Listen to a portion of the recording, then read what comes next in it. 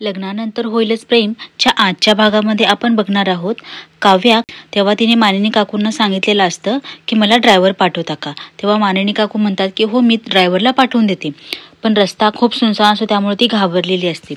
अचानक पाठीमागून देशमुखांची गाडी येते, त्याच्यामुळे काव्या ड्रायव्हरकडे न बघताच गाडीमध्ये बसते। त्या रस्त्यामुळे ती खूप घाबरलेली असते, त्यामुळे तिचं कोणाकडे लक्षच नसतं। गाडीमध्ये बसल्यानंतर तिला पार्थ दिसतो। ती आश्चर्याने पार्थकडे बोलू लागते, म्हणते तुम्ही? मानिनी काकू तर मला म्हणाल्या होत्या की मी ड्रायव्हरला पाठवून देते। तेव्हा पार्थ तिला म्हणतो हो मला आईचा फोन आला होता, ती मला म्हणाली की तुझ्या बायकोला तू जाऊन घेऊन ये। तेव्हा काव्या म्हणते तुम्ही का आलात, पण मी नाही बसणार तुमच्या गाडीमध्ये। तेव्हा पार्थ म्हणतो अहो मग तुम्ही का बसलात। काव्या म्हणते ते रस्त्याने कुत्रे भुंकत होते ना, त्यामुळे मला भीती वाटली आणि मी बसले एकदम गाडीत। तेव्हा पार्थ म्हणतो मग फुसकरून जायचं नाही का त्यांच्या अंगावर। असं त्या दोघांचं बोलणं चालू असतं। तोपर्यंत तिथे सायकलवाले काका येतात, त्यांच्या सायकलची चेन पडलेली असते।